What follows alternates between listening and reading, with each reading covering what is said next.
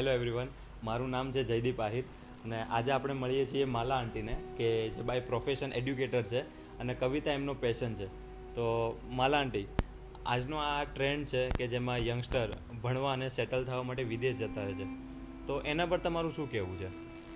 વેલ, હું મારો ઓપિનિયન એક નાની એવી કવિતા સ્વરૂપે રજૂ કરવા ઈચ્છીશ. મત જાઓ लौट के आओ, अपने घर मादरे वतन लौट के आओ. कमी नहीं है यहाँ कुछ भी, नमी है यहाँ आँखों में सबकी. उस आँखों को भिगो के मत जाओ लौट आओ. होते हैं सबके विचार ऊंची उड़ान के, पर अपने खुले आसमान में पंख पसारने लौट के आओ मत जाओ. पता है तुझे चाहिए महल आलीशान, है यहाँ प्यार भरा खुशियों से सजा अपना मकान.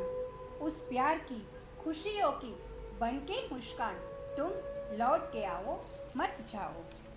जिस मिट्टी से जन्म लिया उनके प्रति कर्ज और फर्ज है तेरा.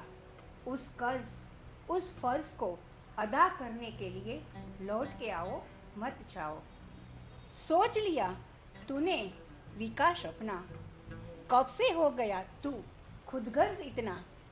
अपने आप से निकल कर अपनों में समा जाने के लिए लौट के आओ मत जाओ.